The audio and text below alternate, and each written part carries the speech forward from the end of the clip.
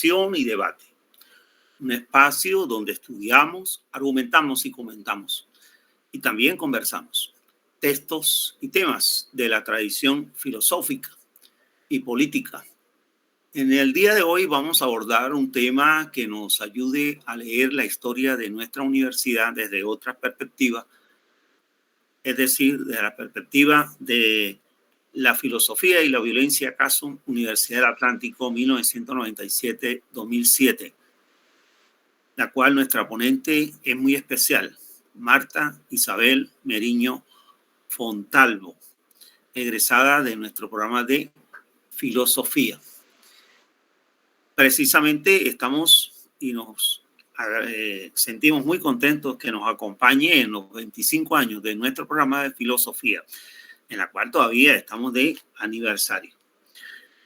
Marta Isabel Meriño Fontalvo es filósofa egresada del programa de filosofía de nuestra universidad, Universidad del Atlántico, con una tesis meritoria por su trabajo, el concepto de plusvalía ideológica en Ludovico Silva, apuntes para una filosofía de la comunicación como praxis liberadora. Es miembro del semillero de teoría crítica de Crontopías y adelanta una investigación sobre el quehacer de la filosofía en Colombia en el marco del post-acuerdo.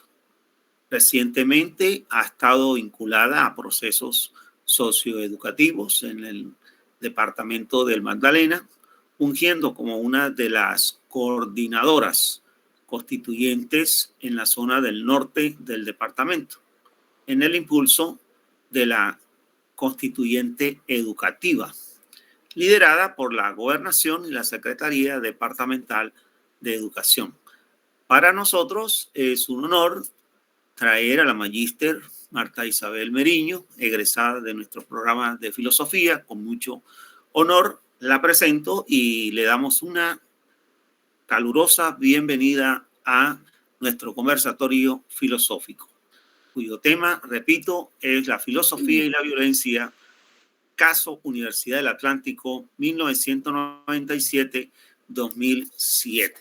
Con ustedes, la magíster Marta Isabel Meriño Fontalvo. Buenas noches, saludos. Primero que todo, verificar si me están escuchando bien. Perfectamente, Martica. Bueno, antes de saludarlos, de agradecerles, me gustaría hacer una claridad. No soy magíster aún, en el sentido de que me haya titulado. Sí, soy egresada del programa de filosofía, así que aquí voy a estar con ustedes, conexión mediante, en mi calidad de filósofa amateur, por supuesto, y bajo el embrujo de esta noche brujeril del 31 de octubre, que coincide con la participación de una mujer, ¿no? Casualidades, y se suma a este evento de celebración, pero al mismo tiempo de conmemoración de los 25 años del programa de filosofía. Así que les agradezco a cada uno de ustedes, mujeres y hombres aquí presentes. Feliz noche para todos.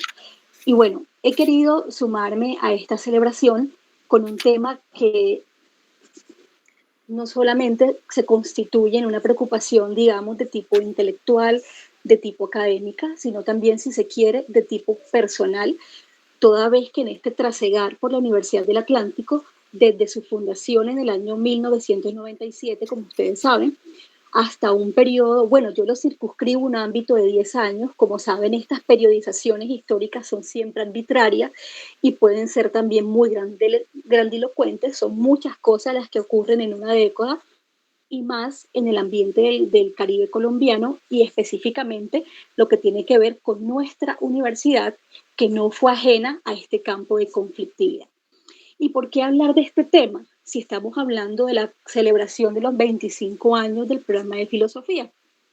Si ustedes han tenido la oportunidad, como yo, de hacerle seguimiento a todos estos conversatorios que se han venido desarrollando, nos hemos podido dar cuenta, por ejemplo, cómo se ha rescatado la memoria institucional desde la creación de nuestro programa, evidentemente, fundamentalmente, con las disertaciones de los maestros José Gabriel Coley como uno de los mentores, y que hizo en una oportunidad, en una entrevista que le concedió, una entrevista muy íntima, muy conversacional, nada de formalismos, se la ofreció al compañero también egresado de filosofía, Leydon Contreras. Leighton, me disculpo, eh, no estoy muy segura, creo que es Leydon Contreras, y el profesor Coley decía que la fundación del programa de filosofía en la Universidad del Atlántico coincidió con una época muy convulsa en nuestro país. Estamos hablando nada más y nada menos que de la década de los 90. Entonces nos fuimos ajenos a todo este ambiente de conflictividad nacional que se expresaba no solamente en términos políticos y sociales, sino también a nivel de nuestras universidades. El Caribe tuvo un impacto bastante importante, y hay que decirlo, según cifras estadísticas que aportó la Comisión de la Verdad para el año 2020, que es la que recuerdo, la Universidad de Atlántico, en un ranking de las 5 universidades del Caribe, ocupaba el lugar número 1 de manifestaciones de violencia al interior de la institución. Lo que quiere decir, y yo me ponía a pensar en esto, estamos celebrando, pero al mismo tiempo conmemorando 25 años, que coincide con más de una veintena de muertos, ¿verdad? Uno pudiese alarmarse, un muerto por cada año. Entonces, 25 años del programa, más de 20 muertos. Hay unas estadísticas que hablan de 28 entre estudiantes, profesores, administrativos, y muchos de ellos aún no están en nuestra universidad, bien sea por su calidad de exiliados, algunos, otros por temas que quizás mencionemos más adelante, y que pues también prestaron un servicio importante a nuestra comunidad académica. Entonces quiero hacer esa claridad porque me quiero apropiar de las palabras de una de las comisionadas de la Comisión de la Verdad, la doctora Marta Ruiz. Ella decía, entre otras cosas, aquí ayuda técnica porque, bien, Marta Ruiz decía que la universidad no fue ajena al conflicto social y político, ni al conflicto armado, que contó entre sus víctimas en el Caribe, particularmente en nuestra Universidad del Atlántico, con un importante número, esto lo digo entre comillas, es escalofriante, estamos hablando de seres humanos, de personas, de víctimas entre estudiantes, profesores y trabajadores. Muchos de estos estudiantes fueron de nuestra Facultad de Ciencias Humanas, no así del programa de filosofía. El programa de filosofía aportó exiliados, mas no necesariamente asesinados. Víctimas, estudiantes, profesores. Por cierto, la semana pasada, hoy estamos a 31 de octubre, la semana del 24 de octubre, si alguno de ustedes está activo yendo a la universidad, se pudo dar cuenta que estábamos conmemorando el asesinato de 4 estudiantes cuando se dio ese paso de la sede 43. Este es otro dato. Ustedes saben que hay muchos muchachos jóvenes de las nuevas generaciones de estudiantes que no estuvieron en la primera década de gestación del programa. Hubo un tránsito de entre la sede 43, sede 20 de julio, a la sede norte, que es la que muchos de ustedes están fungiendo como estudiantes. En ese tránsito hay un proceso de desaceleración de la violencia, y uno de los puntos culmen tiene que ver precisamente con este hecho que ocurrió lamentable un 24 de octubre, que pues arrojó ese salto fatal y que costó muchos años el tema de la reparación, sobre todo moral, de estos estudiantes que fueron revictimizados luego de que fuesen asesinados. Entonces, ¿por qué me llama la atención este tema? Primero, porque es una preocupación política, personal, intelectual, académica, pero también porque soy de la línea de pensadores o de filósofos amateur, que creemos que la filosofía, como la mayoría de las ciencias humanas, contrario a otras visiones de esta disciplina, tiene mucho que ver, tiene mucho que ver con la política, y la política en función de la democracia, y la democracia en función de nuevos pactos y nuevos modelos de convivencia, donde se debe situar este sujeto pensante y actuante dentro de los espacios universitarios. ¿Y por qué llamo la atención sobre esto?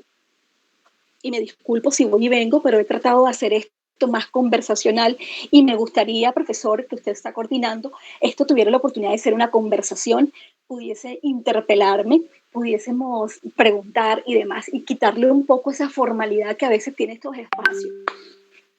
Pues bien, en este rescate de la memoria, vuelvo y hago este salto necesario, profesores como José Gabriel Coley hablaba que sí es importante resituar la memoria institucional porque iniciamos en el 97 sin contar con un aval de tipo del Ministerio de Educación, hubo toda una pugna, tuvo una serie de situaciones administrativas. Sin embargo, después del 2010, nuestra facultad vive un proceso interesante y se da el proceso de acreditación de calidad que no vivimos muchos de nosotros, sino que la están viviendo ustedes, y nuevamente esa acreditación se vuelve a legitimar el proceso, ¿no? Entonces eso es importante tenerlo en cuenta desde el punto de vista institucional. El profesor Roger Sepúlveda, por su parte, hablaba que es importante este rescate de la memoria en la medida, y también lo enfatizaba el profesor Eduardo Bermúdez,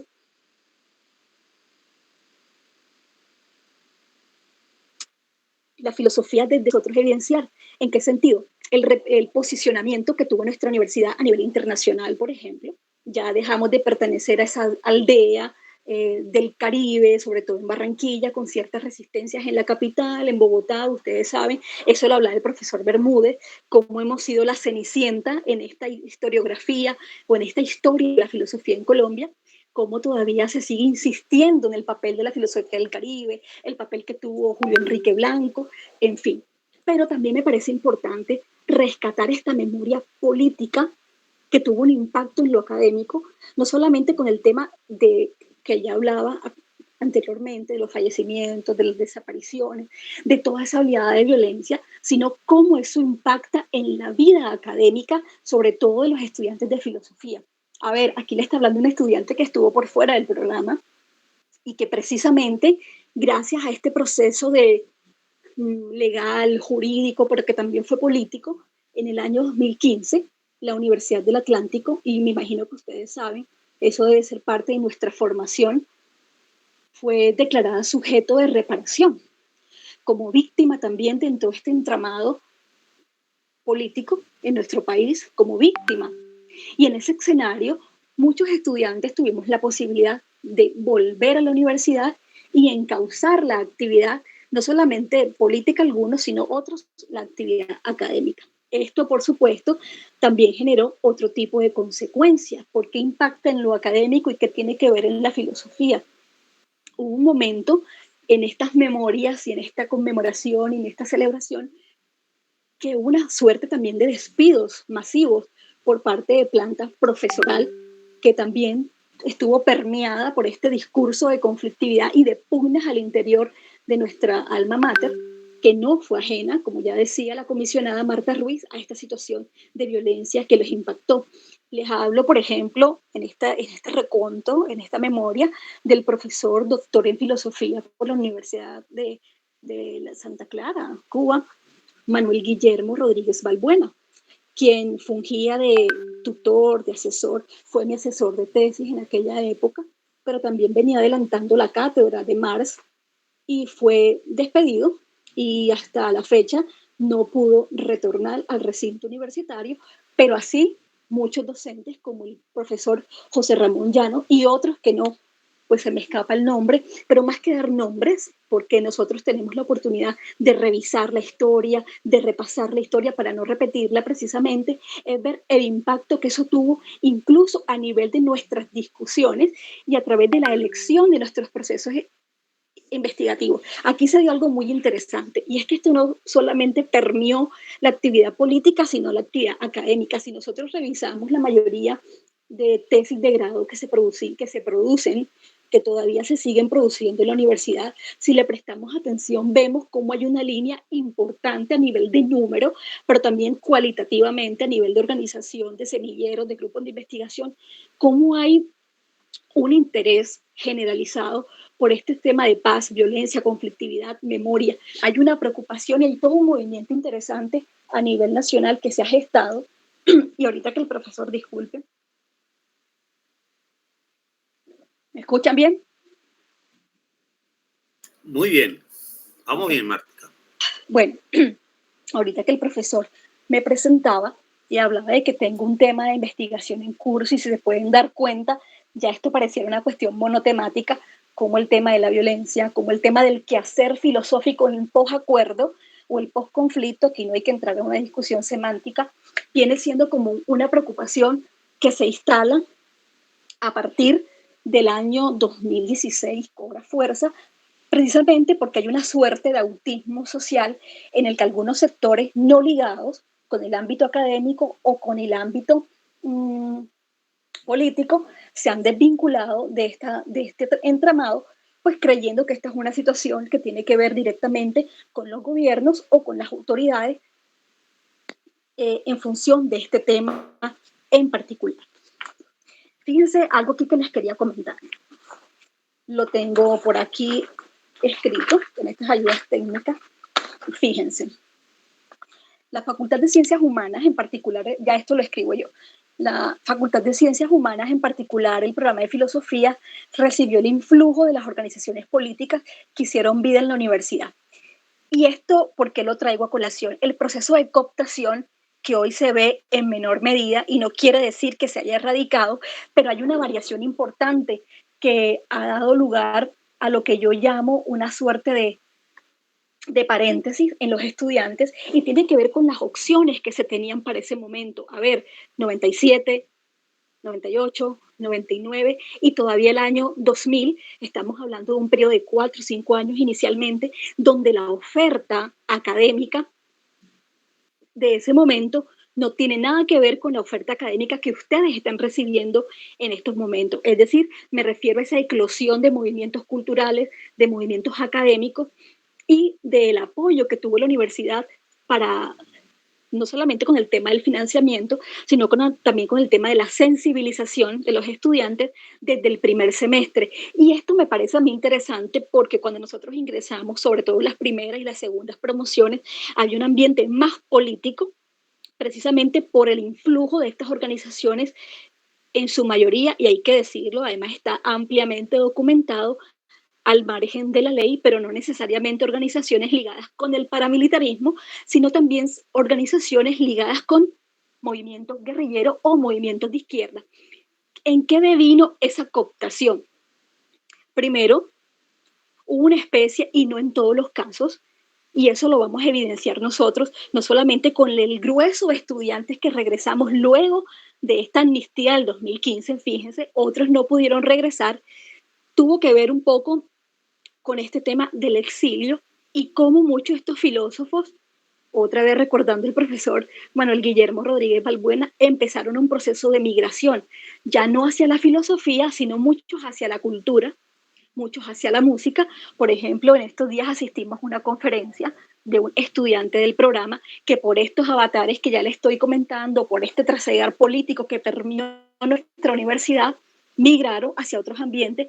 Muchos no lograron terminar sus estudios universitarios, muchos sí tuvieron la oportunidad o el privilegio de volver y poder concretar su carrera. Entonces aquí hubo una ausencia, no solamente de estudiantes, sino también de profesores y en el ambiente se empezó a manejar como cierto recelo a ciertas actividades de pensamiento crítico ligadas fundamentalmente con algunos pensadores. Estoy hablando, por ejemplo, que estudiar a Marx en esos momentos, a pesar de que se hacía, pues contaba con ese, algunos lo manifestaban en forma de temor, precisamente porque había paramilitarismo en el interior de las universidades y esto se asociaba directamente con el tema de las militancias.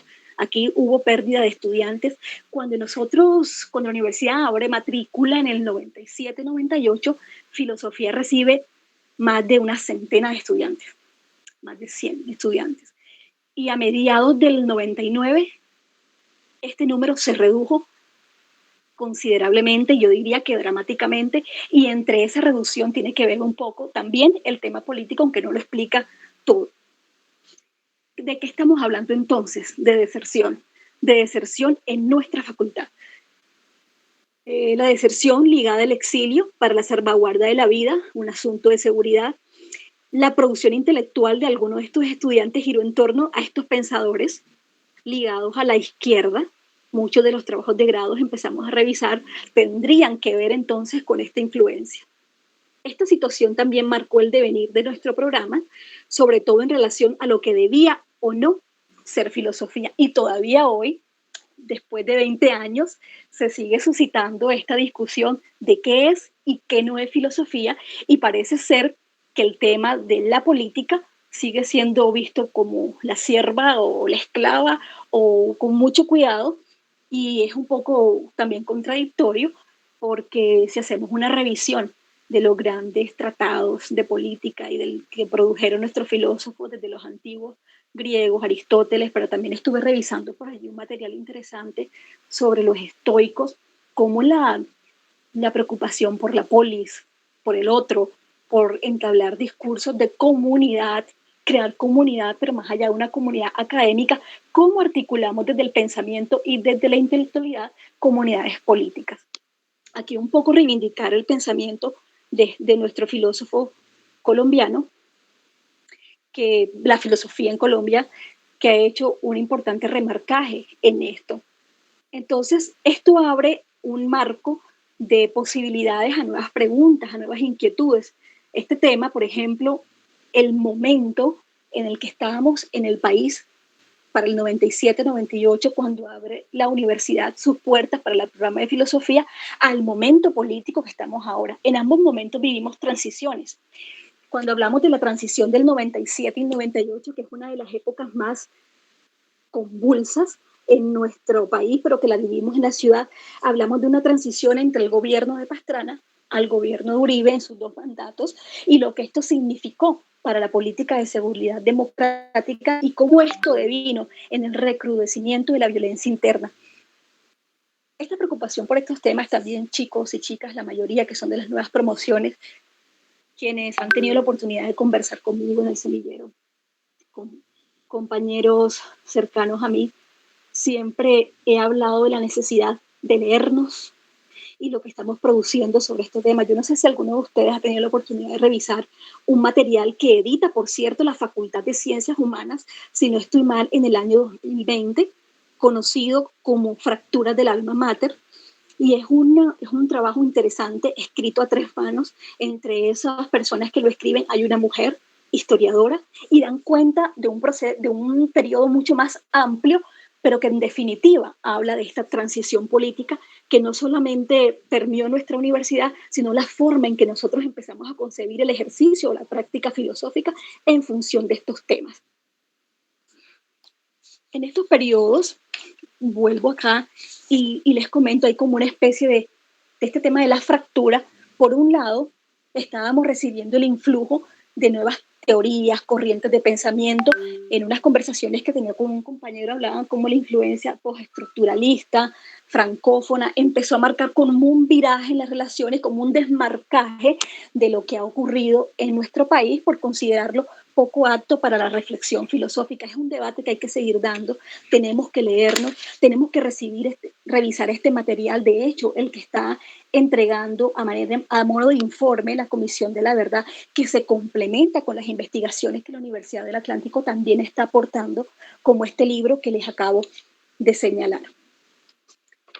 Si hasta aquí hay alguna pregunta, fíjense, pueden, no sé, interpelar, preguntar. Aquí voy a compartir con ustedes un texto que he estado revisando en estos días, porque creo que en todo este tránsito, el primero político, de una de las épocas más convulsas de nuestro país con el uribismo, al tránsito nuevo que estamos viviendo ahora con el intento de pensarnos una sociedad de transición, pero no solamente una transición en términos normativos, jurídicos, políticos, que versan en un conjunto abigarrado de normas, de leyes, de legislaciones, sino cómo nos pensamos en el escenario de violencia, en esta mutación que ha tenido nuestro país, de una violencia política, de una violencia armada a una violencia simbólica, que por ejemplo nosotros estamos viviendo actualmente en escenarios universitarios, por ejemplo, para poner un ejemplo álgido, fresquito y reciente, con las próximas elecciones a las autoridades, distintas autoridades administrativas y políticas al interior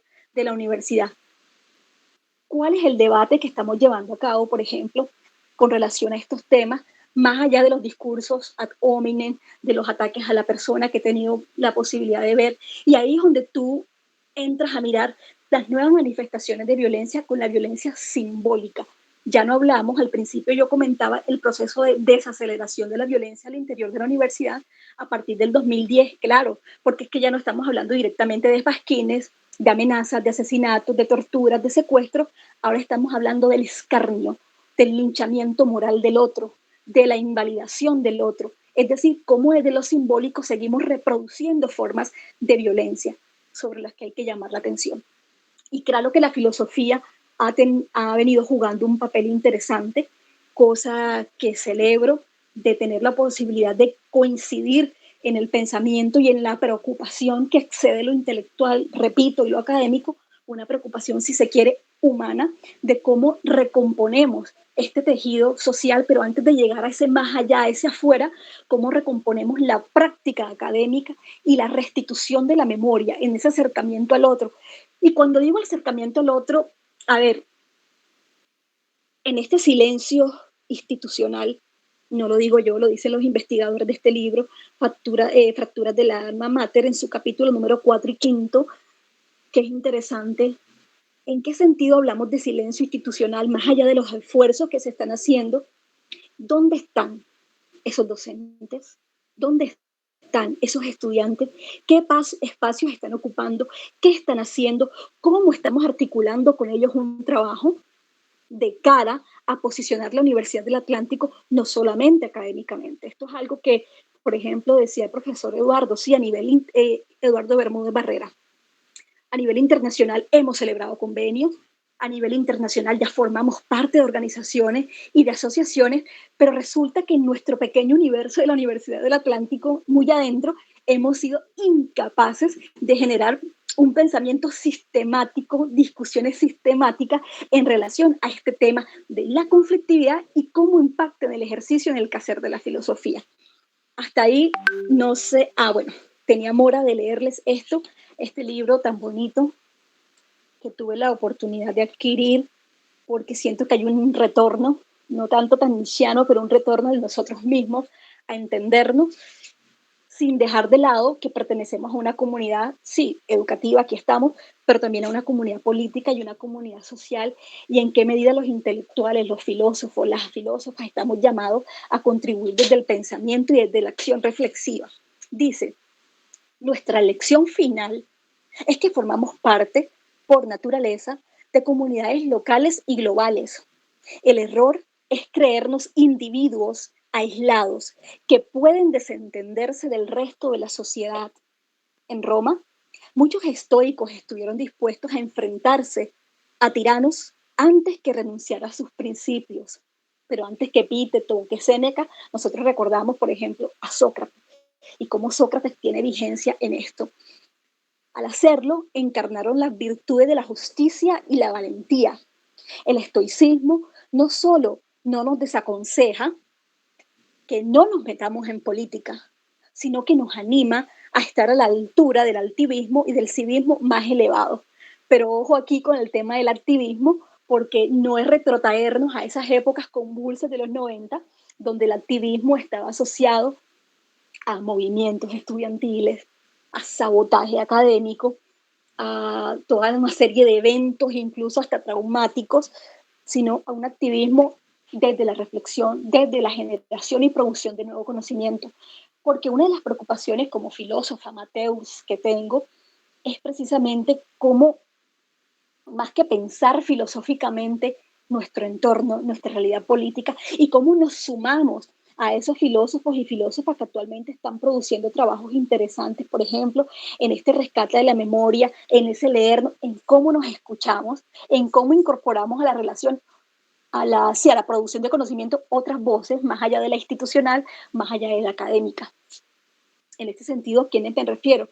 En este trasegar por la universidad, estos estudiantes que vinimos luego de haber estado tiempo ausentes de la universidad. Fíjense, acá tenía también otro aspecto que considero importante, el tema de la segregación.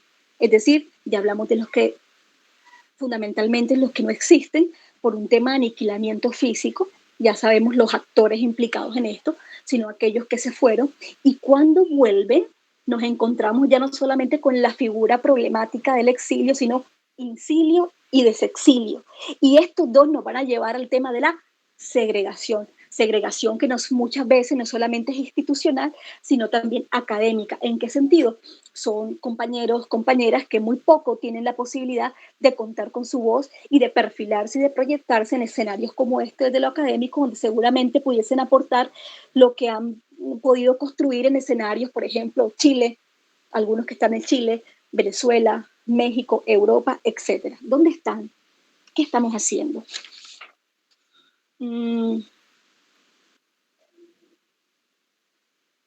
Fíjense una cosa, aquí hay unas notas sueltas, a mí me hubiese gustado prepararles algo mejor, me disculpo, unas diapositivas, unas láminas, porque en estos días me encontré con una imagen que me impresionó mucho. Por un lado, la imagen preciosa de las ruinas de la Ágora, de la Acrópolis, y por otro lado, una imagen igualmente preciosa, dolorosa y dramática de las ruinas de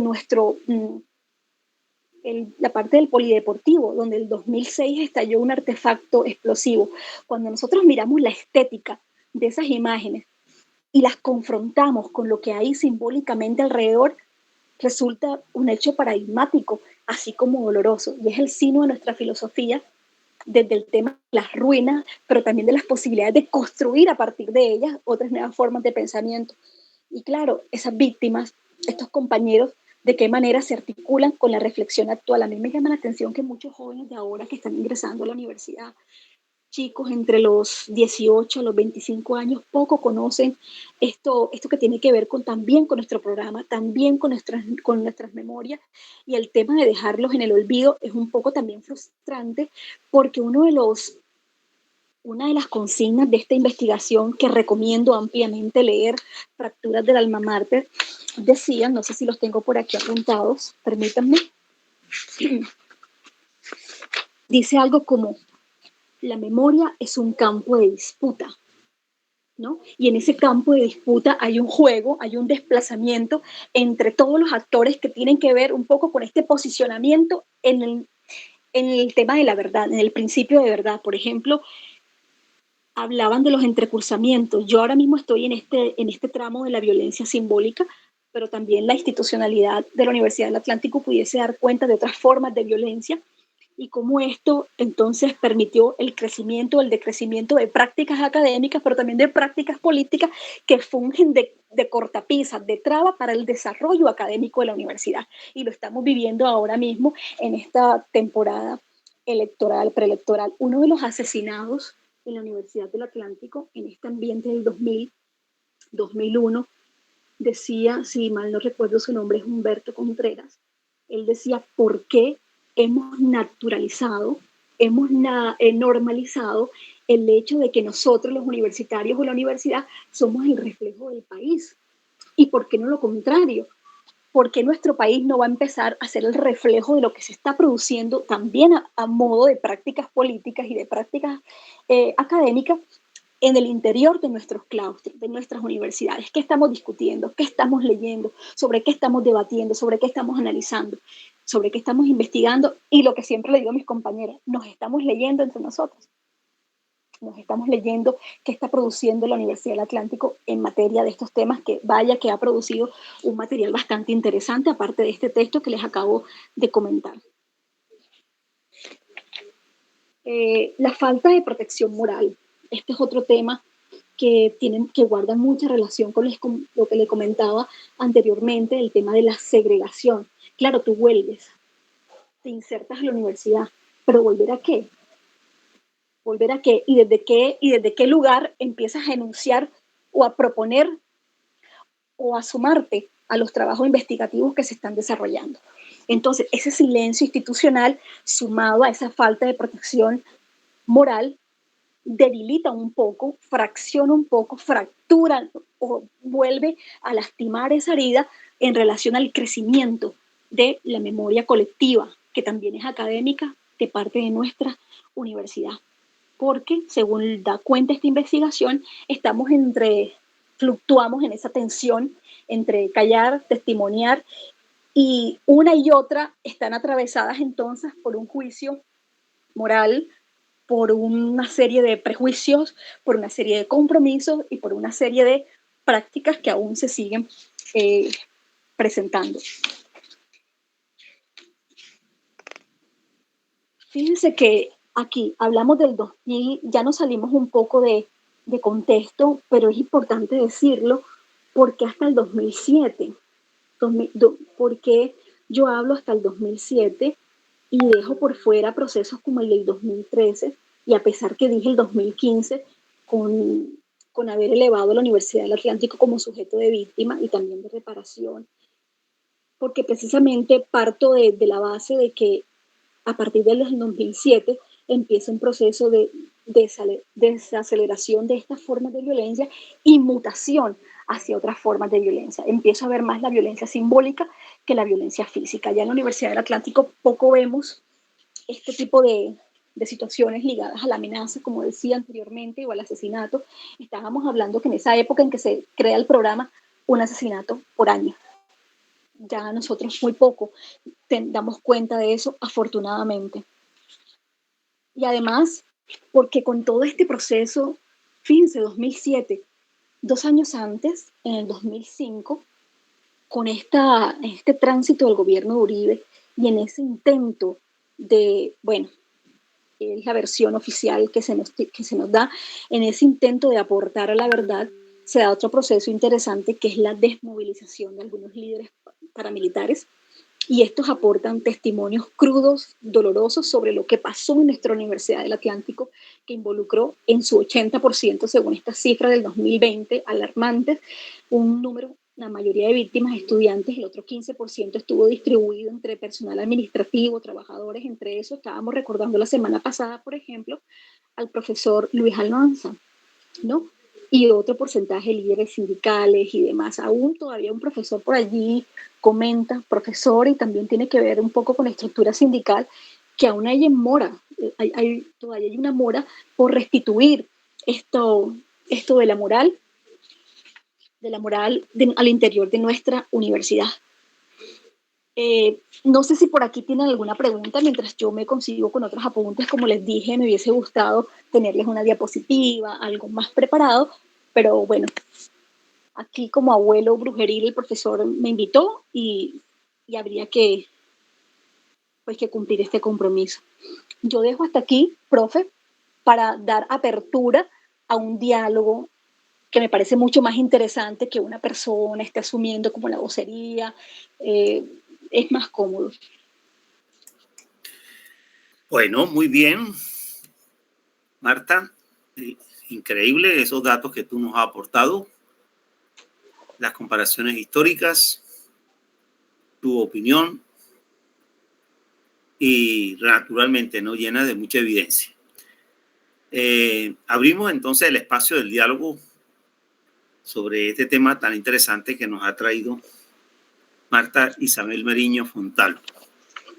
Pueden alzar la manita o intervenir directamente como ustedes mejor lo deseen. Es la historia de nuestra universidad, lo que se ha vivido. Como ustedes pueden observar, la época que hemos estado desde que se creó la universidad no ha sido una época tranquila, ha sido una época de violencia, de una y otra forma, y que nos ha afectado, ¿no?, a nosotros. Época en la cual estaba el narcotráfico, pero también estaban los grupos paramilitares y también estaban la guerrilla de izquierda, ¿no? Entonces, todo eso confluye para que se genere, ¿no?, un caldo de nuevas ideas en ese momento histórico, y hay mucha gente que nosotros recordamos hoy por hoy. Bueno, excelente, ¿no?, este aporte que nos ha hecho Marta. Por eso decía, ¿no?, una mirada, otra mirada, ¿cierto?, de nuestra historia, que es importante tenerla muy presente. Bien, ¿quién tiene la palabra?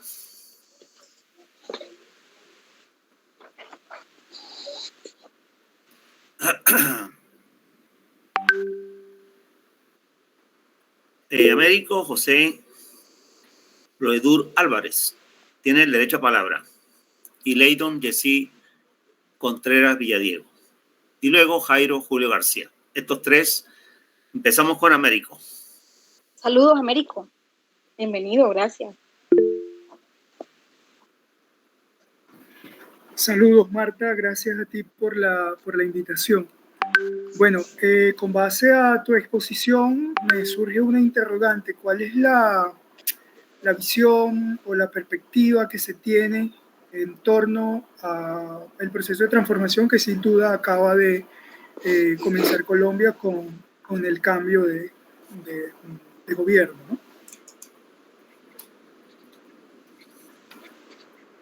Escuchamos las 3 preguntas, las 4 preguntas, o va contestando una por una, Marta. Bueno, no sé, profe, como quiera. Aquí quien coordina eso es usted, pero a ver, me gustaría primero, antes de pasar a Leydon y a Jairo, a ver si capté bien la intervención de Américo y poder hacerle justicia a su pregunta. Él habla de que cuáles son las perspectivas que tiene Colombia de cara a un proceso de transformación social y político con la llegada de Petro al poder, ¿sí? Sí, la perspectiva en el contexto de la universidad, en ese contexto universitario que tú acabas de esbozar en la intervención. Fíjate, Américo, más que una pregunta, más que una respuesta contundente, certera, yo pudiese aportarte un comentario situado en este ambiente de la violencia simbólica. Y una de las manifestaciones de la violencia simbólica tiene que ver con la estigmatización. En este caso particular, la estigmatización de la izquierda, y en este caso particular, la estigmatización de personajes como Gustavo Petro, que vienen de movimientos guerrilleros, que a pesar de ya haber entrado en este mundo, por decirlo, de la civilidad, de la política, por las vías democráticas, de la institucionalidad, sigue habiendo como este esquema de polarización de la cual no escapa la Universidad del Atlántico. De hecho, en la actualidad estamos a puertas de un proceso electoral interno donde precisamente desde estos mismos sectores del petrismo y de su partido, por así decirlo, de gobierno, que es el pacto histórico como esta alianza política, no hay una unidad de criterios, no hay una unidad a nivel de candidaturas, lo que te permite a ti pensar, primero, desde el punto de vista académico e intelectual, lo que se ha producido con relación a las crisis del populismo, ¿no?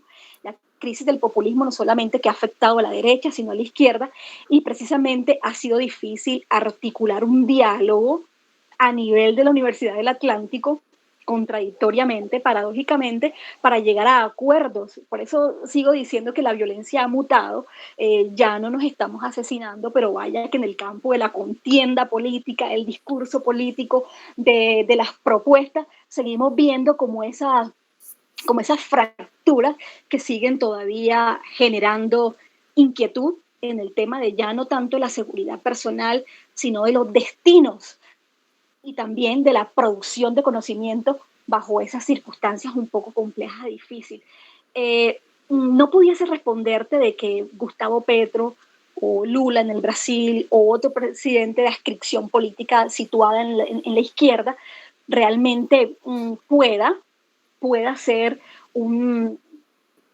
ese catalizador de grandes transformaciones, porque ya hemos visto experiencias como la venezolana. Por cierto, tú eres venezolano y sabes lo que significó este viraje, esta transición entre lo que se llamó allá Cuarta y hoy en día Quinta República. Es decir, cómo no hubo una garantía real a nivel discursivo. Pues sí, se hablan de grandes transformaciones, pero a nivel de la práctica política, de la política real, de la cual yo no puedo dar respuesta porque no formo parte de ninguna de estas estructuras, no formo parte de los centros de poder donde se definen líneas y estrategias, pero sí desde mi posición de ciudadana, como lo eres tú, no soy tan optimista en que se pueda establecer un nuevo pacto en la medida de la pugna. Ahorita hablaba de la pugna del tema de la memoria histórica, aquí la pugna en el tema del poder, la tenencia del poder, la renuncia al poder, y es más complejo. No me atrevería a decir que desde la universidad podamos ser un escenario que pudiese apostarle a una transformación nacional. No sé si respondo tu inquietud, Américo, pero es lo que ahora puedo así responder. Gracias. Gracias, Marta. Le damos la palabra a Leydon. Yesí Contreras Villadiego. Hola, buenas noches a todos los compañeros y compañeras. Marta, muy bien. Hola, Leidon. Buenas noches. Gracias, igualmente. No, nada, primero que todo, me parece que es un análisis histórico, político de lo que ha sido el devenir de la Facultad de Ciencias Humanas, y no solamente la de Ciencias Humanas, también gente de otros programas como Ciencias Jurídicas también, que atravesaron por unos años, digamos, catastróficos, fatales, y digamos que pones a la vista en ese contexto jóvenes de 17, 18, 19 años, eh, digamos, con unas aspiraciones políticas, con una visión de país, con una lucha metida entre las mismas, ¿no? Y, y bueno, también un estado y unos conflictos donde estos jóvenes, estos estudiantes que están comenzando a crear unos criterios políticos, morales, éticos, se ven en medio de un fuego cruzado, ¿no? Y terminan siendo víctimas de estas violencias estructurales que los superan, ¿sí? Y bueno, ahorita que hablaste de la ruina, me parece que es un símbolo, ¿no? La ruina marca un tiempo, pero la posibilidad de una construcción, ¿sí? Y esa es el símbolo de la memoria, y digamos que ahorita que acabamos de salir de esta reflexión de la Semana de la Memoria, tu aporte, tu intervención, pues es muy pertinente.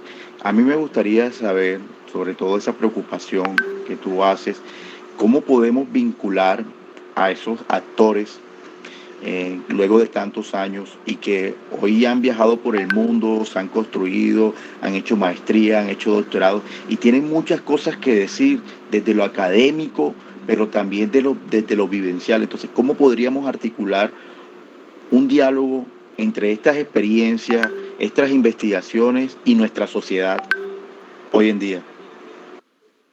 Gracias, Aida. Gracias, Leidon, por la pregunta. Tú has dado con el término clave y es el tema de la articulación. Por eso el título de Filosofía y Violencia, porque parece que lo académico y lo político hay como todavía ese quiebre, Tú en estos días en la conversación que tenías con el profesor Coley, hablabas de cómo el centralismo y esa visión desde Bogotá y con la negativa del Caribe también se refleja a la hora de establecer lineamientos metodológicos, cómo trabajar, desde dónde trabajar, con quién articular. Yo pienso que eso es un reto, Leighton, y yo mal haría desde mi posición desvinculada con la universidad. Lo mío es una preocupación, como decía al principio, más que académica, más que intelectual, es una preocupación personal, ¿verdad? Habida cuenta de que también estuve en ese trasegar y llamo la atención sobre la urgencia de crear estos puentes de comunicación entre esa práctica filosófica que está por fuera del claustro, que el claustro es interesante, por supuesto, hay todos unos estándares, hay todas unas instituciones, hay todos unos rankings, quintiles y demás, pero por fuera de esta institucionalidad, por fuera del claustro, hay todo un hacer en las que estamos comprometidos muchos de los egresados de la facultad. Fíjate, para mi sorpresa, y aprovecho con este tema de la articulación que tú comentas, Leido, para mi sorpresa, trabajando en el Magdalena, en este trabajo socioeducativo, fíjate, cuando tú te involucras con las comunidades, me conseguí con cualquier cantidad de compañeros egresados de la Facultad de Filosofía, muchos de ellos fungiendo como autoridades educativas. ¿De qué forma hicimos articulación con estas personas? Hablo de la primera egresada mujer que tuvo nuestro programa, tuvo la oportunidad de participar en varios conversatorios. Les hablo de Lorena Martínez, ella fungió de secretaria de Educación Departamental, una egresada nuestra, haciendo este tipo de trabajos, comprometidos con lo social y con la investigación allí en el hacer, desde la práctica. Varios compañeros procedentes de otras latitudes, Chile, Venezuela, algunos, comprometidos con estos trabajos. Yo creo que aquí entre los participantes no lo veo ni con los lentes, compañeros en el Magdalena trabajando desde estos trabajos, por ejemplo, articulación con la constituyente educativa. ¿Cómo llegamos a la universidad? ¿Cómo aportamos? ¿Cómo nos sumamos?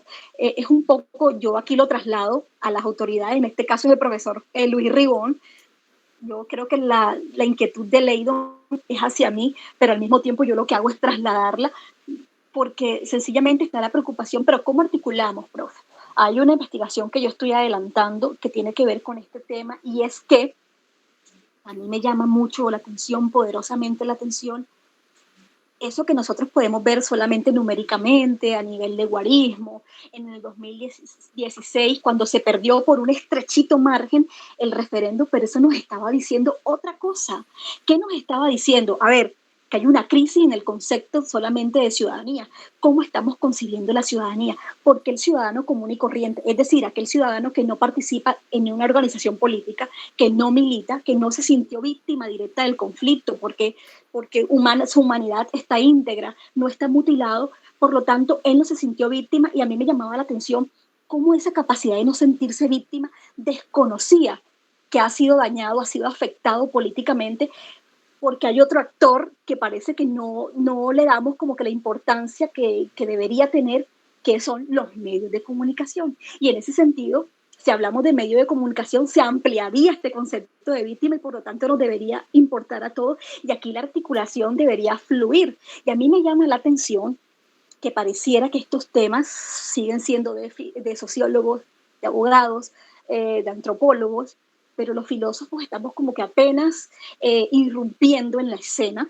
Fíjate que yo hablo del 2016, pero ya en el 2016 la Universidad de los Andes, que es privada, fue una de las pioneras en estos temas, tratando de cómo desde la filosofía, y recuerden ustedes que hay una filósofa que fue premiada, la única mujer después de 60 años de otorgar este premio, fue premiada con un tema precisamente sobre esto, cómo nos ha impactado la violencia en nuestros cuerpos, una mirada Foucaultiana, si se quiere, de la biopolítica, pero también cómo la rabia, cómo el enojo, cómo esa violencia, cómo ese esquilmamiento del otro, ese aniquilamiento del otro, que es un poco lo dramático. ¿Cómo articulamos un trabajo, profe, desde la facultad, desde la comisión que tiene la universidad creada para derechos humanos, para la memoria, que no se quede solamente en eventos, en fotografías cada cierto periodo, porque hoy es conmemorativo, sino cómo se le hace seguimiento y un trabajo sistemático que logre convocar a los distintos actores, estén o no estén en la universidad, pero que de alguna manera estuvimos allí recibiendo ese influjo. Leydon, yo no sé si te respondo,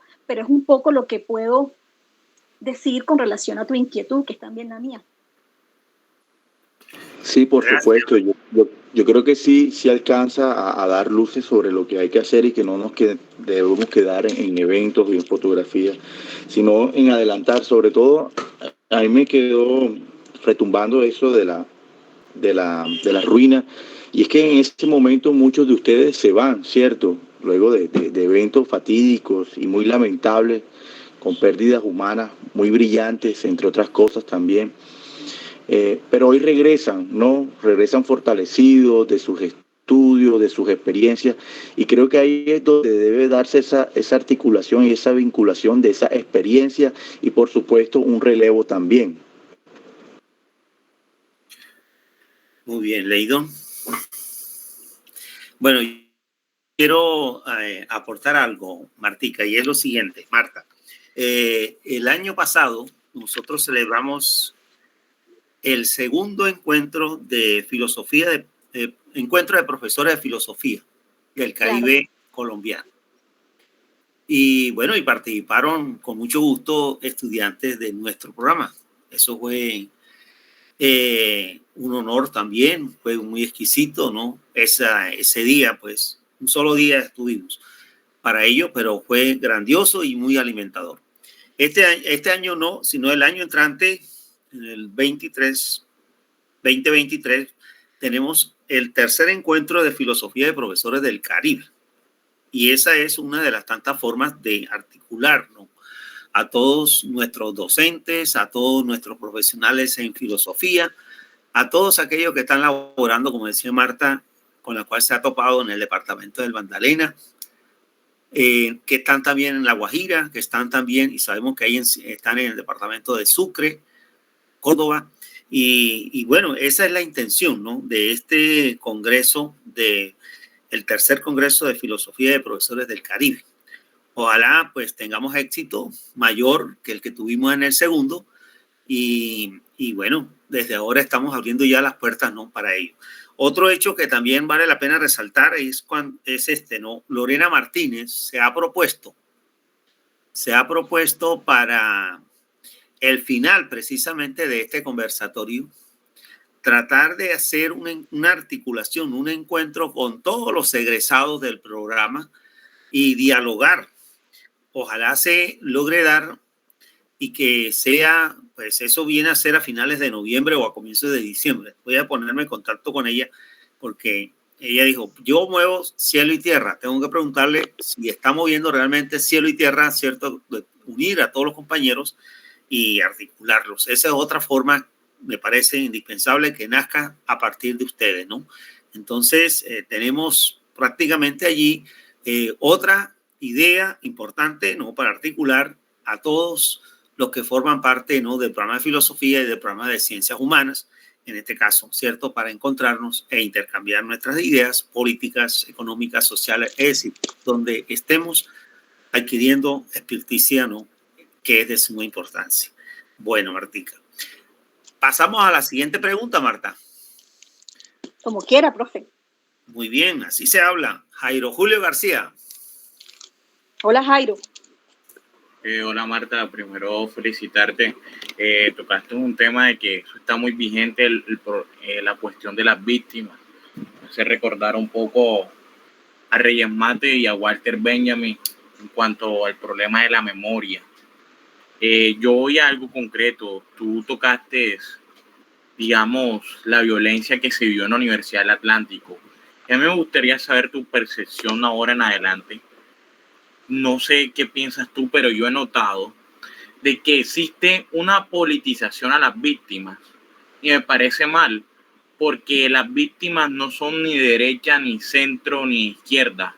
Las víctimas son víctimas y al momento de politizarlas se pierde la deshumanización de las personas y entonces juega un juego político. ¿Quién reivindica a las víctimas? Cuando solo el que conoció a la víctima o el que vivió el momento debe permitir hacer esa reivindicación. Pues todo. Gracias. Has tocado un tema muy sensible y polémico. Tú sabes que desde la promulgación de la ley 1448, que es la ley de víctimas, y es una ley que se incorpora a este proceso de paz del 2016, y que a partir de esa ley se ha hecho un trabajo interesante, Jairo, difícilmente se pueda despolitizar en este marco de la polarización del país, donde el aparato, el discurso heroico, las Fuerzas Armadas reivindican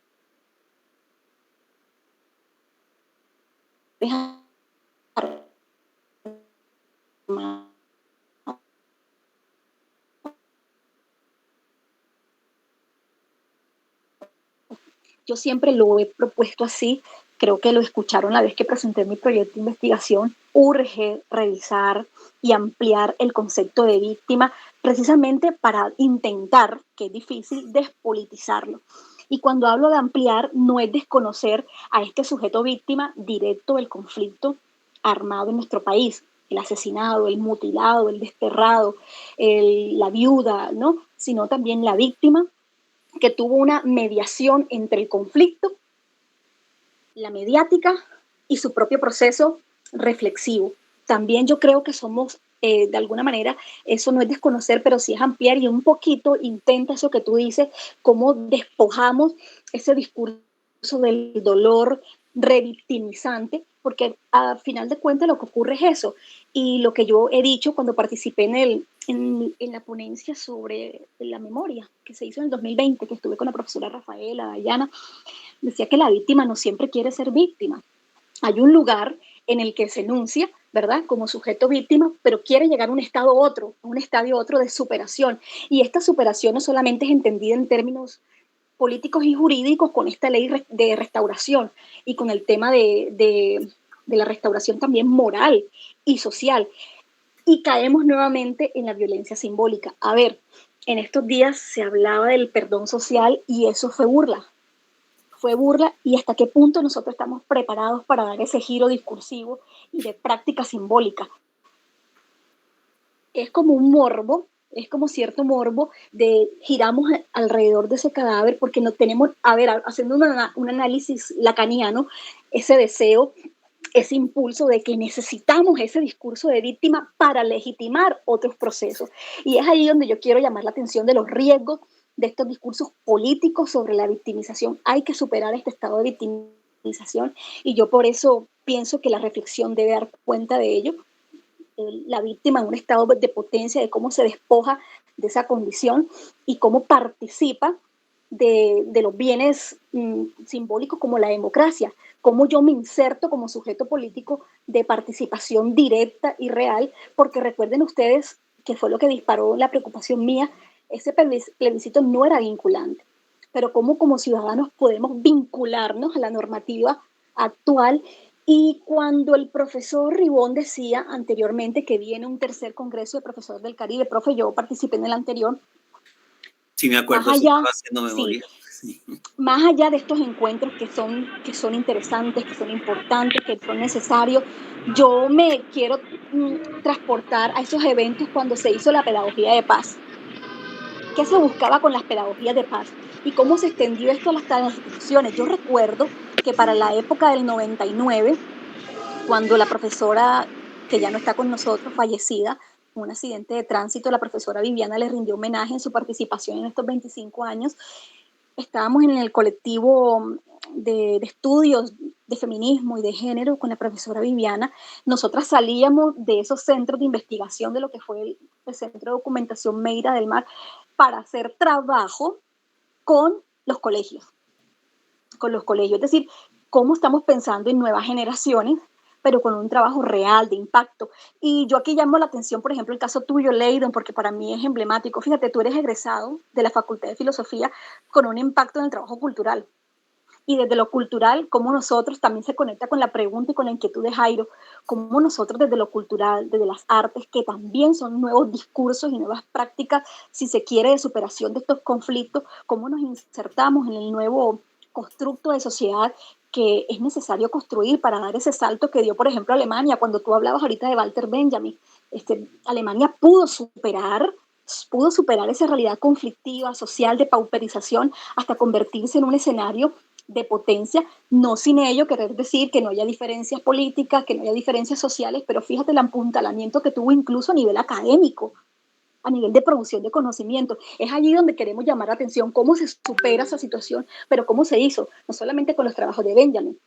Hay una autora que a mí me gusta mucho, alemana también, que sufrió en su propia piel este tema del exilio, que es Hannah Arendt, y cómo ella hablaba de una práctica académica, una vida contemplativa y una vida práctica, es decir, cómo nos insertamos en ese escenario que a muchos nos ha tocado porque definitivamente no somos seres aislados, y esto no solamente lo decían los estoicos, me hizo recordar a Hemingway, por quien dobla las campanas, doblan por todos, finalmente. Entonces, es un poco esa apuesta, es un poco atrevida, la filosofía también es atrevida, y ¿qué estamos haciendo con los muchachos de bachillerato?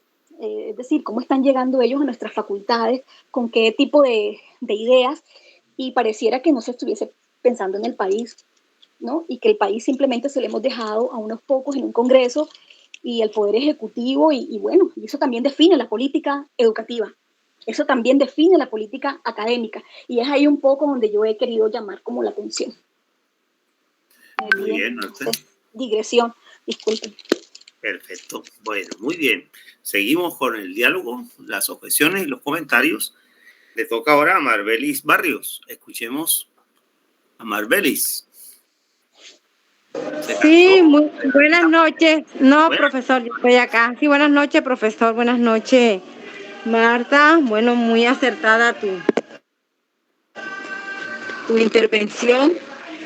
Pues teniendo en cuenta las incidencias del conflicto armado entre los años 1990 en el interior de la Universidad del Atlántico, en donde fueron asesinados profesores, estudiantes, sindicalistas, en fin. Antes que decir cuáles, me gustaría saber, porque no estoy un poco enterada sobre cuál ha sido, o sea, sí ha habido reparación colectiva y cuáles son esos ítems para reparar todos esos actos de violencia ocurridos dentro del interior de la Universidad del Atlántico. Más que todo, esa es mi intervención. Muchas gracias. Gracias a ti, Marbelis. Me hiciste acordar algo. En el 2006, cuando ocurre lo de la explosión, que para mí eso marca un antes y un después, y también el tránsito, fíjense el tránsito, no solamente el tránsito político de gobierno, sino también el tránsito de una sede a otra. No sé si ustedes recuerdan cuando la rectora de ese momento dijo que esa sede era un foco guerrillero, la sede de Centro 46, y por eso la necesidad de hacer ese tránsito de una sede a otra. Estamos hablando de tránsitos, y en ese tránsito siempre hay un medio que queda como esa asignatura pendiente. Tú hablabas de cómo se está reparando. Hay procesos de reparación, pero yo no sé, yo sigo insistiendo y me disculpo porque ya parece como una consigna, pero pienso que la principal reparación es la reparación moral y simbólica. No sin desconocer que hay otro tipo de reparaciones que se están dando, la reparación judicial, que también tiene que ver con esta reparación simbólica. ¿Por qué? Cuando estos muchachos caen asesinados, que se logró demostrar en el 2006, pasaron 7 años, lo que costó para que se lograra demostrar que no eran terroristas, que no tenían que ver con los hechos, pero fíjense, 7 años. Y cuando al fin un tribunal se pronuncia al respecto, todavía quedó en el clima esa connotación de estos muchachos que mueren por guerrilleros, por terroristas, y se instala el discurso de que se lo merecían. Entonces yo sigo pensando que hasta allí, ahí es donde debemos apuntalar el trabajo educativo, quienes tenemos que ver con lo educativo, el tema de la reparación simbólica, porque pueden haber leyes, te pueden dar amnistías, te pueden dar indultos, se te puede reparar económicamente un dinero, se te puede retornar a tu territorio, pero definitivamente la reparación simbólica, la reparación moral, cómo superas el estigma y cómo con ese estigma, eso como es la plataforma para otro tipo de violencia. Así que Marbelis, sí ha habido reparación. De hecho, la universidad lo ha hecho, no solamente con estos temas de investigación, hay muchos compañeros que están ocupando posiciones a nivel de cargos administrativos, están allí, y por supuesto desde el 2015 haber reparado a los estudiantes académicamente, permitiéndoles la vuelta con la amnistía, yo creo que eso fue importante. Entonces la reparación siento que debe sobrepasar lo político, lo académico, lo jurídico para dar el salto, que es la deuda que tenemos, para dar el salto a la reparación moral. Suena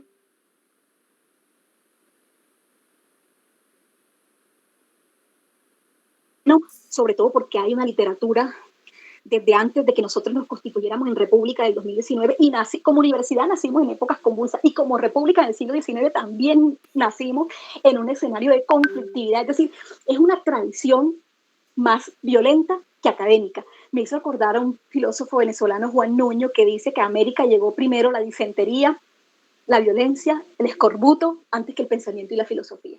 Por ejemplo, aquí la normalización en filosofía en Colombia llega en el siglo XX, en 1970 y pico, por allí.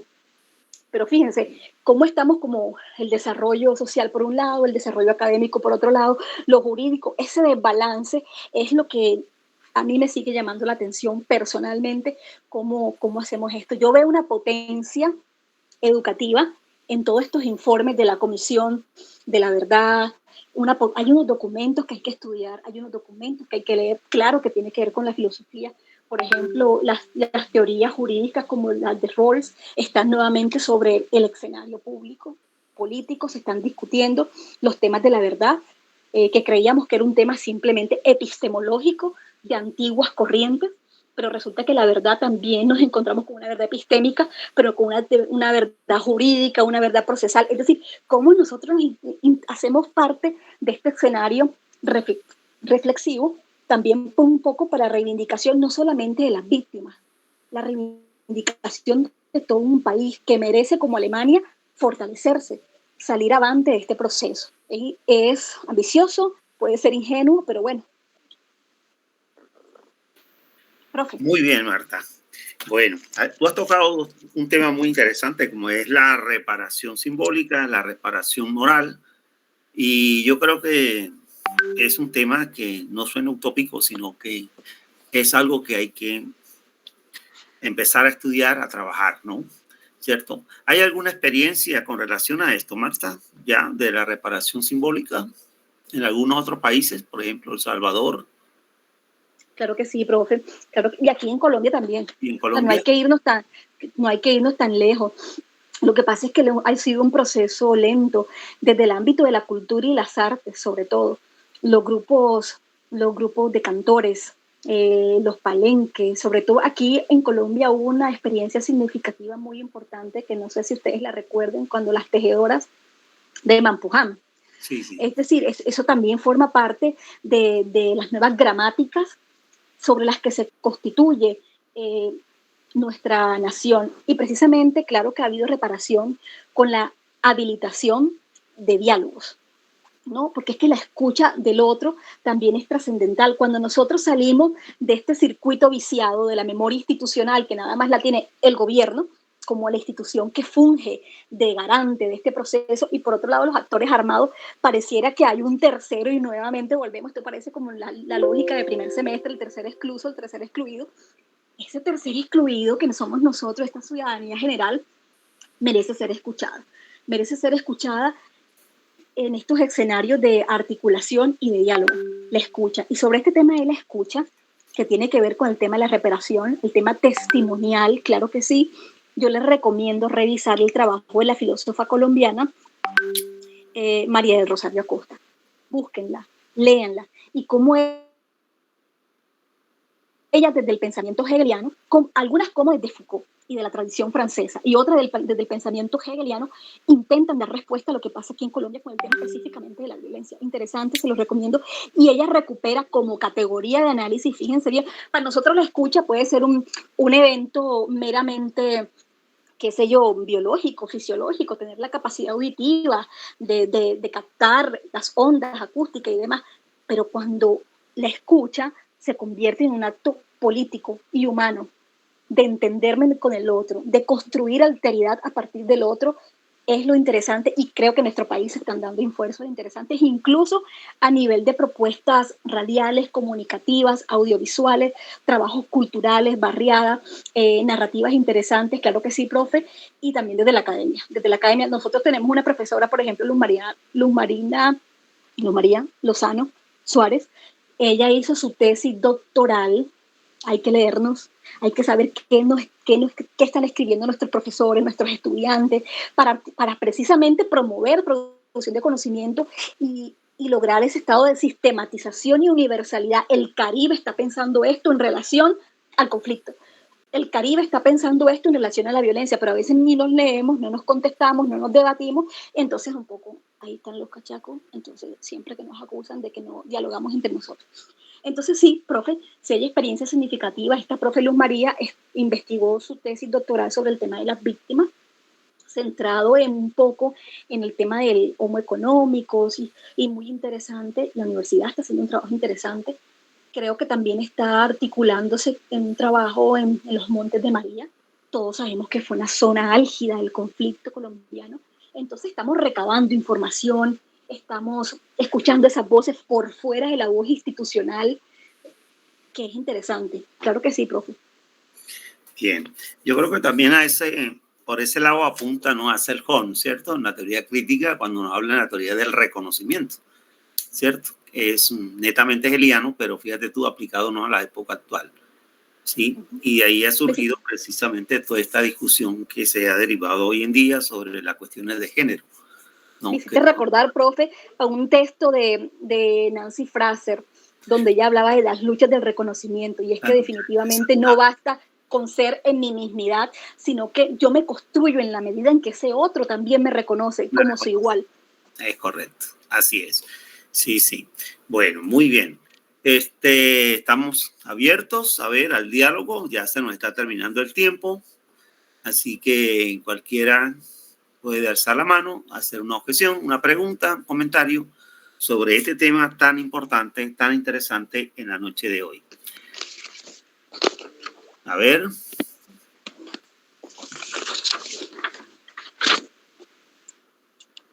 Bueno, parece ser que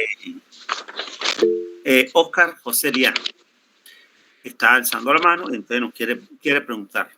Oscar, sí, no, obviamente era que Marta, pues hace rato que no la escuchaba porque estaba compartiendo con otros en el comité curricular, pero ya como que no nos está acompañando en los últimos. Y quería pues felicitarla porque me gusta el trabajo, me gusta tu disertación, la verdad. Yo tengo una inquietud. Y estamos manejando en los últimos tiempos un problema que se ha vuelto recurrente ahora en la universidad, y es la invasión del externo generando hechos de violencia. Y nos está pasando con los muchachos o la gente del corregimiento de La Playa. Y no es por estigmatizar al corregimiento de La Playa. Dicen que vienen de la Cangrejera, dicen que vienen de un lado, dicen que vienen del otro, dicen que son pagados, dicen que son manipulados, una cantidad de cosas que se dicen. Pero desde Ciencias Humanas, ¿cómo debemos atacarlo? ¿Con piedras? Yo no creo. Yo creo que hay que hacer un trabajo profundo en la Cangrejera, profundo social. ¿Qué pasa con todos esos muchachos que no han podido ingresar a la universidad, que tienen la universidad al lado y no pueden estudiar? Porque esa es la realidad. Y que tienen que salir a montar moto todo el día para rebuscarse. Y nosotros con una universidad de conocimiento no le damos acceso a estudio a ellos. Ni terminan un bachillerato, ni hacemos absolutamente nada por ellos y no los escuchamos. Entonces, ellos están generando la violencia, sí, pero ¿por qué están generando la violencia? Entonces, esa es una situación que hay que analizar porque se ha vuelto recurrente en cada manifestación, plantón que hagamos. Se van a presentar esos hechos de violencia y los tenemos pegados al lado de la universidad. Hace unos días unos amigos me pidieron un favor que les consiguieran a los niños. Bueno, yo trabajo con niños, con habitantes de calle. O sea, lo mío es eso. Lo mío es toda la gente que está olvidada, la gente de la Loma Roja, la Bendición, la gente que está en la peor situación. Y fuimos a llevarles unas libretas con los lápices que tienen una cápsula, en vez de borrador, arriba, en la parte de arriba, tiene una cápsulita que es biodegradable y que cuando tú terminas de utilizar el lápiz, ya cuando se va a acabar, tú metes el lápiz en la tierra y el lápiz ahí tiene una semilla. Es para sembrar. Entonces, tenemos que sembrar, y me pareció un modelo hermosísimo porque es un modelo de enseñarles de que utilizamos el lápiz para escribir, utilizamos el lápiz que proviene de la naturaleza, pero también tenemos que empezar a sembrar amor, sembrar paz, sembrar esperanza, sembrar vida. Entonces yo creo que con los muchachos de la Cangrejera, con los muchachos de La Playa o con todos los que estén viniendo a generar esa violencia externa, se debe buscar otra alternativa que tirarles piedra o estigmatizarlos. Gracias, Marta. Gracias, compañero Oscar. Gracias a ti, Oscar, pero mira, yo lamento profundamente no tener una respuesta certera sobre eso, porque por dos cosas. Yo recuerdo las palabras del decano Alarcón Meneses, que decía: no se nos debe olvidar que la filosofía es un trabajo académico. Entonces, una cosa es la preocupación por lo social, una cosa es la preocupación por lo político, pero a ver, ¿de qué tipo estamos entendiendo este trabajo?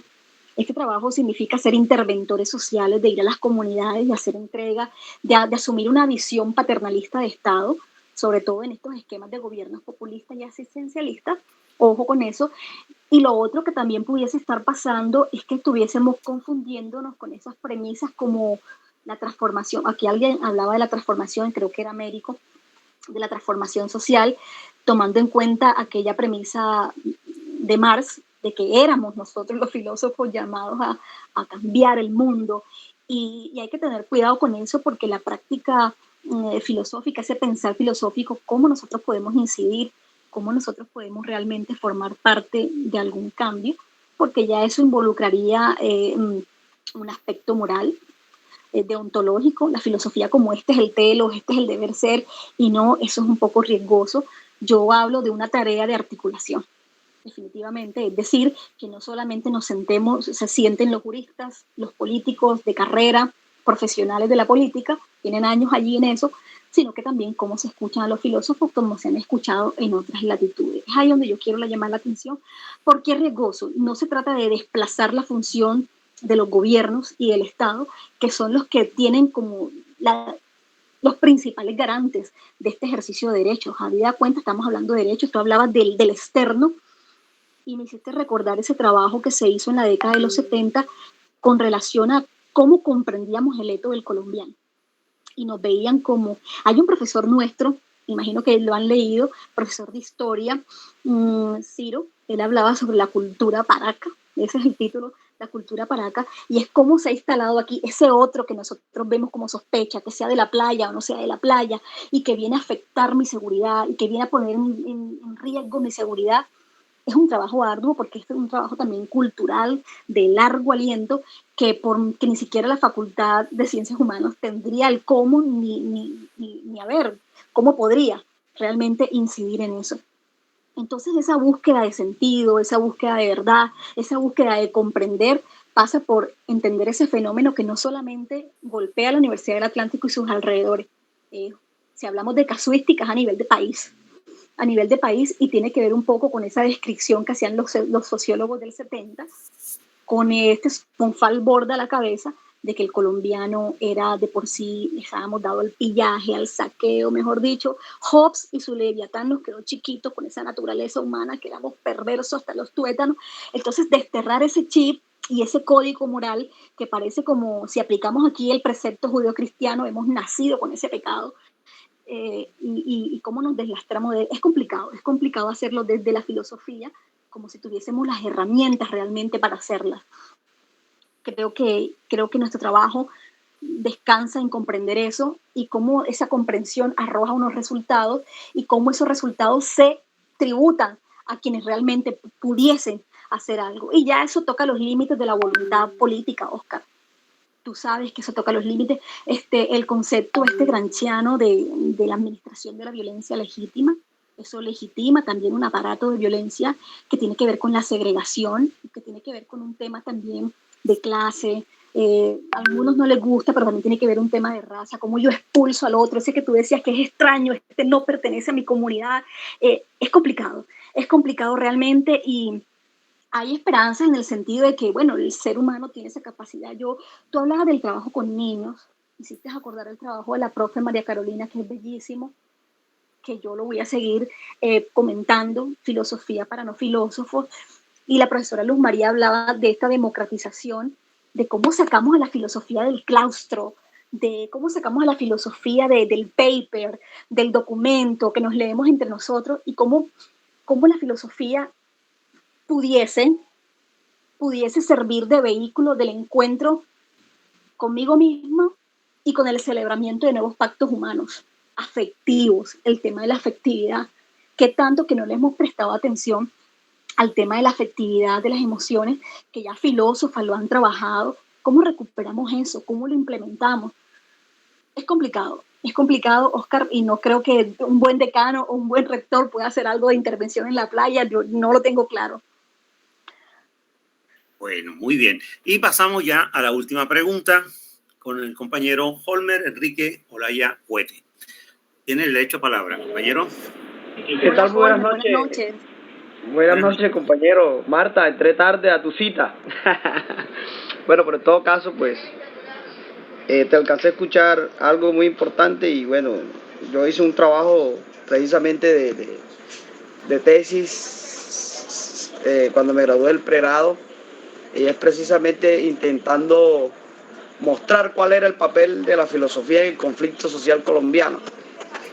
Y definitivamente concluíamos que estuvo bastante ausente, que por ahí de pronto Stanislao Zuleta abordó el tema un poco o opinó un tema un poco, pero el resto la filosofía no ha sido protagonista en ese conflicto que degeneró en violencia, porque también hablar de la ausencia del conflicto pues es desconocer que el ser humano pues vive en sociedad y que por naturaleza es conflictivo.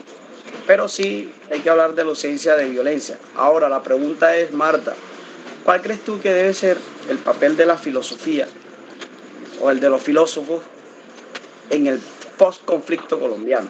Es decir, bueno, si estuvo ausente en el conflicto, ¿cuál debe ser el papel de la filosofía en este conflicto en que nos abocamos? Muy bien, gracias, señor Olmer. Marta, Olmer, saludos. Sí, Olmer, buenas noches, saludos, gracias por estar aquí.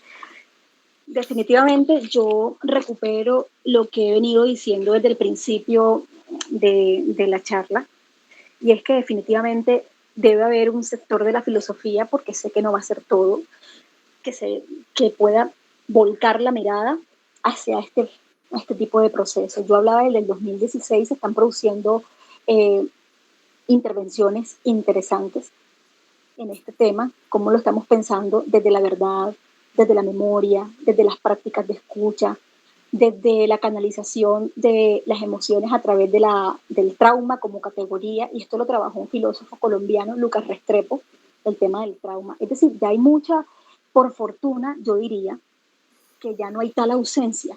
Hay una irrupción que es lenta, pero sí se está dando. De hecho, si tú consultas el repositorio de la Universidad del Atlántico en materia de preocupación intelectual y académica por este tipo de temas, te vas a encontrar con la sorpresa de que un porcentaje altísimo de estudiantes se está volcando a la reflexión política, a pesar de las resistencias que hay en el escenario académico con considerar que estos temas no tienen que ver con la filosofía. Que le dejemos esta reflexión a los sociólogos. Pero sí, si hay una proliferación de tú, si se quiere, pudieses hacer una investigación de los estados de arte en los repositorios de las distintas universidades, y te vas a encontrar con que incluso las universidades privadas, en sus facultades de humanidades y particularmente desde los programas de filosofía, se están pensando incluso desde la crisis institucional de la democracia, que, como lo decía anteriormente, ni siquiera el advenimiento de la izquierda al poder con Gustavo Petro lo están analizando a la luz de las crisis de los populismos. Y claro que hay trabajos interesantes. REC Latinoamérica en el año 2019, si mal no recuerdo, si alguien para estas fechas, creo que para estos días de octubre, organizó un primer congreso latinoamericano y del Caribe en función de lo que se estaba haciendo, y te puedes sorprender de la cantidad de trabajo que se está generando a nivel institucional y por fuera de las instituciones, como este caso de Red Latinoamérica, que no tiene el aval de Colciencias, ¿sí? Porque pareciera que todos queremos formar parte de Colciencias por ese ranking, pero más allá de Colciencias hay toda una actividad académica que también pasa por la Comisión de la Verdad y por todo este aparataje jurídico-legal que es la JEP. La Jurisdicción Especial para la Paz no solamente es un entramado administrativo, político y jurídico, como una instancia de interpelación nacional en este manejo de la conflictividad social y de la violencia. Coincido contigo, la conflictividad es connatural a los seres humanos. Aquí siempre tenemos conflicto con nosotros mismos, por ejemplo. Eso no se trata es cómo ese conflicto permitió la degradación del otro a través de prácticas perversas de violencia y aniquilamiento moral y físico. Pero sí, desde la filosofía se puede articular un trabajo de mayor envergadura y que nosotros tengamos la capacidad que tuvieron los clásicos, los contractualistas clásicos, de presentarles propuestas de pactos a su nación desde la filosofía, fíjense. O sea, no surgía desde juristas, sino también desde filósofos, pensándose una supuesta condición humana. Esto es otro debate que no va a ser ocasión ahora, pero pensando en la posibilidad real, no utópica, de establecer nuevos pactos. Y creo que los filósofos y las filósofas estamos llamados y estamos atendiendo el llamado. Yo siento que atendí el llamado y he intentado desde mi calidad de filósofa amateur hacer lo que se pueda en este sentido. Pero sí se está haciendo, Paul. Claro que sí. Bueno, hemos llegado al final del conversatorio filosófico en los 25 años del programa de filosofía. Damos las gracias a todos los asistentes y a todos aquellos que participaron, y en especial a Marta Isabel Meriño Montalvo, quien muy agradable la charla en el día de hoy, muy exquisita y muy clara, ¿no? Esperamos tenerla por acá en otro momento. Y bueno, muchísimas gracias, Marta. Felicitaciones por esa investigación que estás realizando. A todos, desearles una feliz noche y un fuerte abrazo. Saludos, gracias. Hasta luego, Marta. Hasta luego, profe. Hablamos. Hasta luego. Gracias. La pase bien. Gracias, Marta. Gracias, profe. Hasta luego. Buenas noches. Felicidades. Marbelis. Gracias. Sí, bendiciones. Buenas noches. Diana. Igual. Marbelis, chao.